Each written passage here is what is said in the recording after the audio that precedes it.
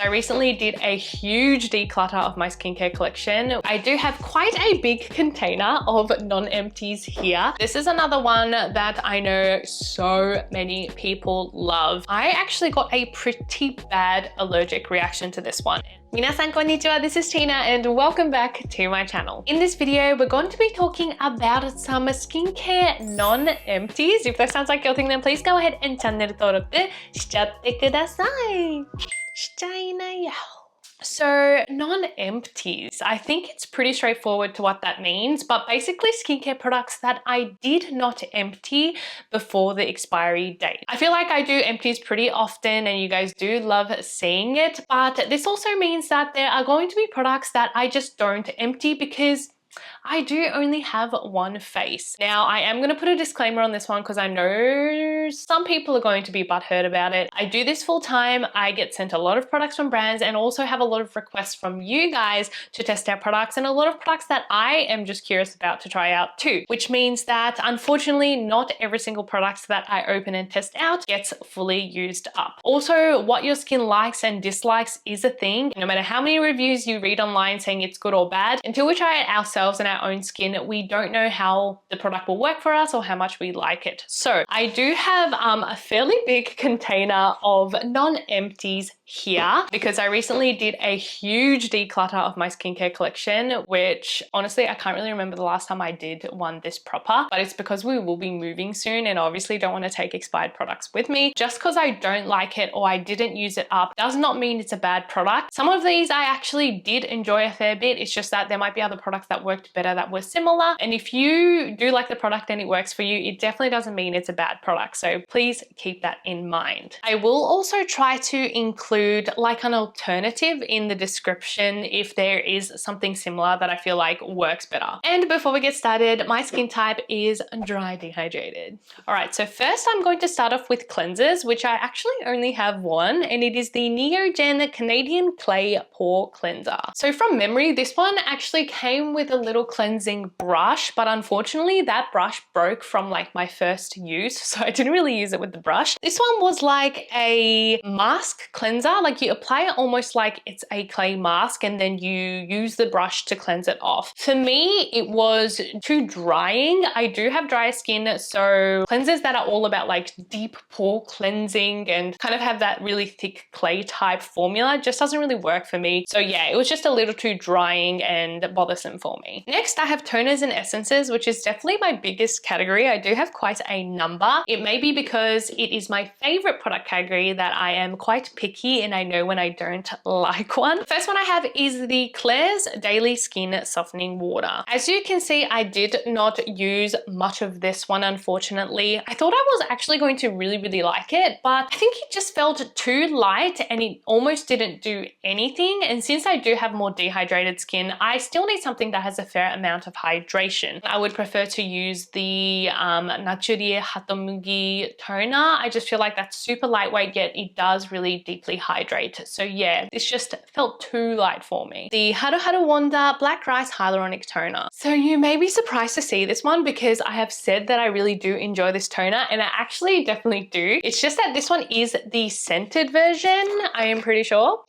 Yes, that is the reason to why I didn't finish it, because soon after I started using this one, I actually received the unscented version, and I definitely prefer the unscented version just because I don't really like the fragrance of lavender. So that's pretty much the only reason why I didn't finish it. The toner itself, I actually do enjoy thoroughly, and they have two different versions. So up to you whether you want the scented or unscented. The Elmt Skin Illuminating Solution. This one I did fairly enjoy. I mean, I used about half of the bottle. I felt like it was a little bit greasy at times. I mean, it is illuminating. It does give you that glow when you apply it, but I feel like it was just, yeah, like a little bit greasy and it didn't layer as well multiple times or with other products. So I do feel like I prefer more milky toners when it comes to a glow and something that gives a bit more nourishment. This one, the finish just wasn't my favorite. The Numbuzin #1 toner. So pretty sure this product no longer exists. This is the old #1 toner and it It is about kind of being a mild exfoliating, I'm pretty sure it has chemical exfoliant in it, PHA, yeah. So it's a gently exfoliating toner and it's supposed to be about removing those dead skin cells. I assume it wasn't that big of a seller, and my opinion on it was kind of correct in a sense, because now it is a completely different concept. I'm pretty sure it's like a soothing, deeply hydrating toner now, the number one, and it has like a different packaging, different formulation and everything. So it just wasn't anything special. I don't feel like it was really benefiting my skin that much. I definitely did prefer their number 2 and number 3 toners more. The Isntree Green Tea Fresh Toner. So this one I know is a cult favorite for a lot of people, so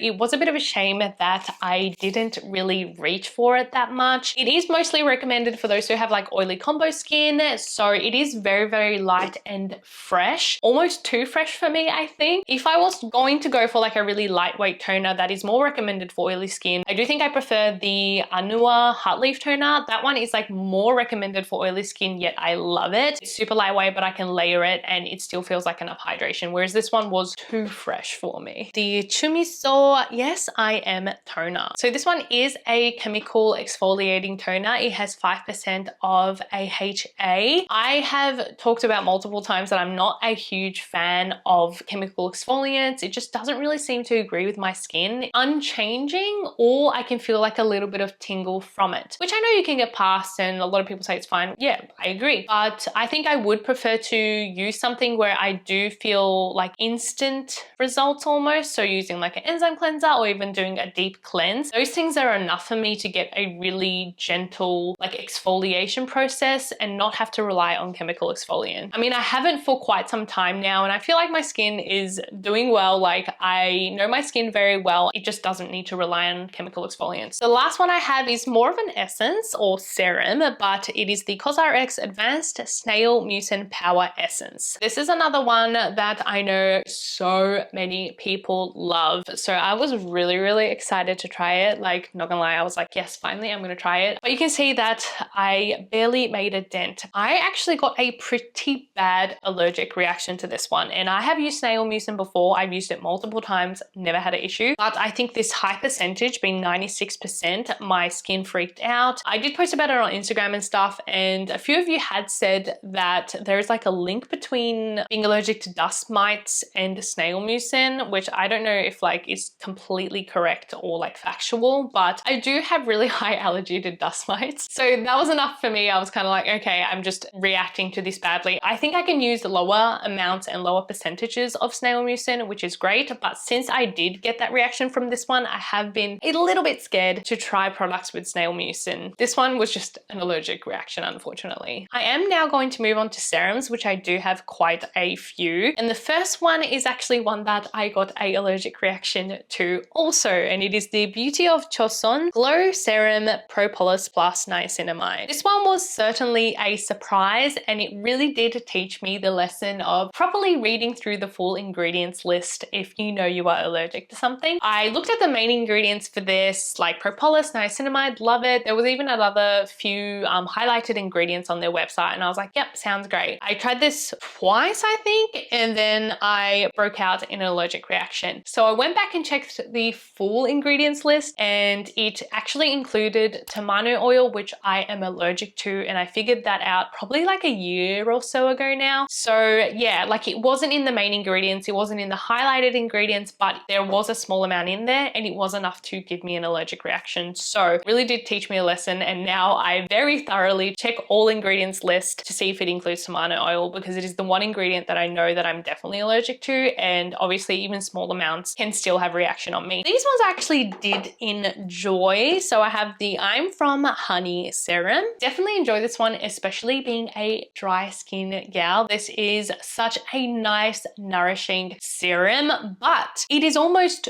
too nourishing that I can only really wear it when it's really cold and dry in winter. So, I mean, I used about half, but any other season, it's probably a little bit too heavy. And the serum that I prefer to this one that has a similar effect is the Dalba Dual Layer Serum, like the one that has like the 2 layers. That one is super nourishing, but it's a bit more of a lightweight texture and doesn't leave quite a heavy, sticky feeling on your skin compared to this. So out of the two, I definitely do prefer the Dalba one, hence I didn't end up finishing using this. And the other serum that I have that I definitely enjoy is the Klairs Fundamental Watery Oil Drop. It's been a while since I've talked about this one. I feel like about 2 years ago, I probably talked about it a lot. And yes, it's a serum that I really, really enjoy. It is like a really lightweight, slightly oil-like serum that gives you an instant glow, is really hydrating and nourishing. But this is probably like my second or third bottle, so my opinion on it was set. Like, I knew I enjoyed it. I think since then I have discovered more serums that I favor, so I didn't end up finishing this one. The Numbuzin number 3, I feel like in terms of texture and like the instantaneous effect it gives, like that glow and smoothing of the skin, is similar, but I just do prefer the number 3, and it has more benefits, I feel like, than this one. The Axis Wide Dark Spot Correcting Glow Serum. Another one that I know a lot of people love. This one, I'll be honest, I just don't really have an opinion. Like, it's not a bad product, but it didn't blow me away. I used it on and off for a few weeks, but that was it. Like, I can't tell you why I don't really like it. I just didn't reach for it over other serums. And I think when it comes to brightening serums, I think I like something that has a bit more of like a juicy jelly finish. The Rovectin LHA Blemish Ampoule. This is another one that I definitely enjoyed at the time of using, and this was my second bottle, I believe, and I was like almost halfway. I think at the time this kind of became popular, there wasn't that many products that included gentle exfoliants like LHAs and PHA, which is what I prefer compared to AHA and BHA. So I think it was one of the few products that had it, so I really enjoyed it at the time. It has a really nice light texture and is lightly hydrating as well. After that, I feel like a lot of brands came out with more products that include LHA and PHA, and I do think I prefer those over this one. I think the Toriden Balance Full line is actually quite similar to this, but I do prefer its texture and kind of soothing and hydrating capabilities. This one is a very generous 50 ml for a serum, which is great in terms of value, but for me, I just didn't go through it. Next, I have the Dr. Jart Cicapair Serum. I'm actually so close to finishing this one. Literally, it's like here. I feel like I should have just finished it up. Obviously, I used a fair amount. I mean, it's 50 mils. It is like a soothing serum, and that's kind of it, which I do enjoy my soothing serums. Nice texture, it absorbs well. I love the packaging. It's like the automatic twist up, and it's already in there kind of serum. I did get really close to finishing up. I would honestly call this an empty. The Numbuzin number 4 serum. It is a brand that I genuinely do enjoy a lot of their products, but it doesn't mean I enjoy every single one. So it is a pudding-like texture, as they describe it. I feel like it doesn't really sit on the skin well. I mean, like, literally, look, it's pudding. I felt like the texture did not work very well sitting on the skin. It felt like a little bit sticky. If you also applied too much, I feel like it had potential of peeling. It is like a collagen formula, which I know a lot of people have kind of like their opinions on. I just feel like there's other ways to get that kind of firmness and plumpness. And then the final serum I have is the Needly Ampoule Real Active Panthenol Plus. This serum, I didn't mind it. It just wasn't anything special. Like, the texture's nice, hydrating, yeah, that's like the opinion. I think if you have like a really, really basic routine and you just want to keep like general health of your skin, but you're not really trying to target anything particular or kind of have much skin concerns, I feel like this kind of serum would probably work really well for you, because it has panthenol, niacinamide, allantoin, kind of those almost basic ingredients that you find in most skincare products, but they do still have their benefits. Wow, I don't actually have any moisturizers. That's quite surprising. I think moisturizers also, I often do use them up on my body, so I feel like that's kind of cheating. Next, I actually have masks. They are mostly wash-off masks. First one I have is the COSRX Propolis Honey Overnight Mask. I believe I have talked about this one on my channel a couple times. I like the concept of it, but I feel like it just sits on top, it's sticky, and I'm gonna smudge it all over my pillowcase when I'm sleeping. You can use this as a wash-off mask as well, which I think is great, but I just don't really do wash-off masks anymore. Like, I just don't do them that much. That's the truth. I don't know what to tell you. The Isntree Real Mugwort Clay Mask. So clay masks is especially one that is hard for someone who has drier skin. This one, obviously, I mean, I use a fair bit, I will say. This is like decent for a clay mask for me. I love the ingredient mugwort, so that's probably why. This one was a clay mask that wasn't overly drying, but it still could be too drying for me sometimes. I do prefer the I'm from B Elite clay mask, because that one, it's a clay mask, yet it really isn't drying to the skin. It leaves my skin feeling well moisturized and soft, but it does have those pore cleansing effects. So yeah, I just prefer that one. This one, I feel like if you have oily combo skin, you will absolutely love it. But yeah, I did not quite finish it up. Speaking of I'm From, I actually have two of their masks that unfortunately I did not use up. The I'm From Mugwort mask. I actually love the Mugwort range from I'm From, so this might be a little bit surprising, but this one is a wash off mask that uses real mugwort, as you can see. I just felt like I just get enough of those soothing benefits from the Essence and the sheet mask. Those two, love it, still use it like all the time, and that is enough soothing action for me. I know this one is preferred more by people who do have like redness, who have acne prone skin, even active breakouts. It really can soothe those down. It's just that I do prefer the convenience of, say, like a sheet mask over the wash off. And then I do also have the I'm From Ginseng mask. This one, I guess it's supposed to be like a semi anti-aging, like nutrient rich firming type of